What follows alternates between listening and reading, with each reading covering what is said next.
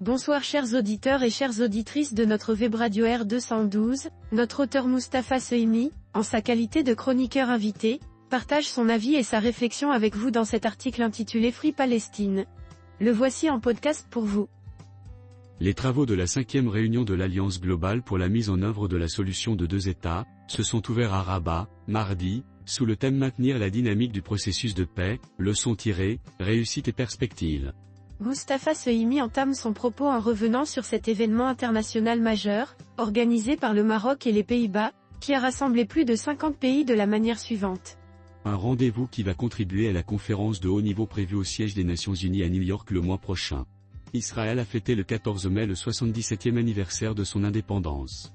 Le gouvernement Netanyahou vient d'annoncer l'impensable, son projet d'occupation durable, voire d'annexion, de Gaza. Une intensification des opérations militaires. Le chroniqueur invité poursuit sa réflexion en décrivant l'escalade dramatique de la situation sur le terrain ainsi. Dans le même temps, les opérations armées de Tsahal, les attaques de colons et les expropriations se multiplient à Jérusalem et en Cisjordanie. La population palestinienne survit sans perspective. Moustapha Sehimi souligne avec gravité la condition dramatique des civils palestiniens, en particulier à Gaza en disant. À Gaza, où environ 40% de la population a moins de 14 ans, elle est exposée à des bombardements quotidiens depuis la rupture du cessez-le-feu, 22 mars 2025, et privée de secours humanitaires, biens et services de base. Les opérations annoncées sont accompagnées de déplacements massifs de civils, d'un protocole d'accès à l'aide humanitaire dénoncé par l'ONU et les ONG, et enfin d'un plan d'émigration volontaire, des Gazaouis, des conséquences à peine imaginables. L'auteur met ensuite en lumière l'aspect juridique et les violations flagrantes du droit international commises dans ce contexte. Ces opérations sont un total déni du droit et du devoir d'Israël de protéger sa population. Elles ne sont pas compatibles avec les résolutions onusiennes jamais mises en œuvre depuis 1947, pas plus qu'avec les ordonnances 26 janvier 2024, 28 mars 2024 et 24 mai 2024, obligatoires, rendues par la Cour internationale de justice, Cour internationale de justice. Le juriste expérimenté qu'est Moustapha Sehimi développe ici l'ampleur des dérives observées, au regard du droit international. Se dessine ainsi le scénario du pire pour le peuple palestinien. Des spécialistes peuvent diverger sur les qualifications, au regard des normes de droit international, des politiques et agissements du gouvernement de Tel Aviv, crimes de guerre, crimes contre l'humanité, crimes constitutifs de génocide, violation du droit des peuples à disposer d'eux-mêmes et interdiction de l'acquisition de territoires par la force, qui sont en débat devant les cours internationales. Cour internationale de justice, CPI.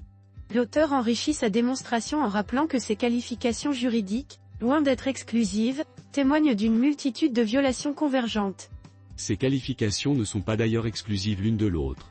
Il reste que le gouvernement israélien s'emploie à nier les droits du peuple palestinien.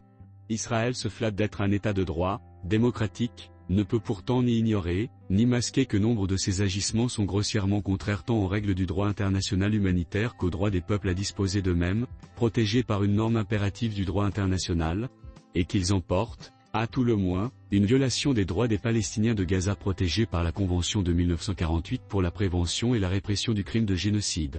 Moustapha Sehimi insiste ici sur le fait que les violations dénoncées relèvent non seulement d'une responsabilité morale, mais bel et bien d'obligations juridiques formelles. Il ne s'agit pas là de vagues considérations morales mais de règles du droit international posées par les États avant, et surtout après 1945. La Cour internationale de justice en a déjà détaillé certaines conséquences, 9 et 24 juillet 2024, qui énoncent, entre autres obligations, celle d'évacuer tous les colons du territoire palestinien occupé illégalement. L'auteur rappelle également que les États tiers ont eux aussi un rôle fondamental à jouer face à de telles violations.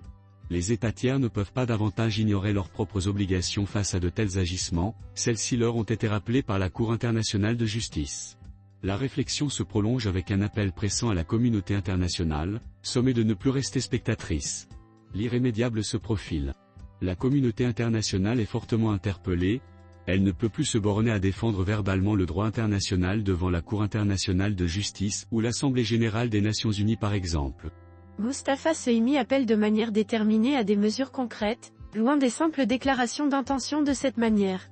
Il est aussi de son devoir, non pas seulement moral mais politique et juridique, de se résoudre à adopter, fût-ce les États-Unis, des mesures allant au-delà des proclamations de principes tels que, reconnaissance sans délai de l'État de Palestine pour ceux qui ne l'ont pas encore fait, Non-reconnaissance sans équivoque de la situation découlant de l'occupation illicite, avis de la Cour internationale de justice du 24 juillet 2024, et d'annexion de territoire par la force.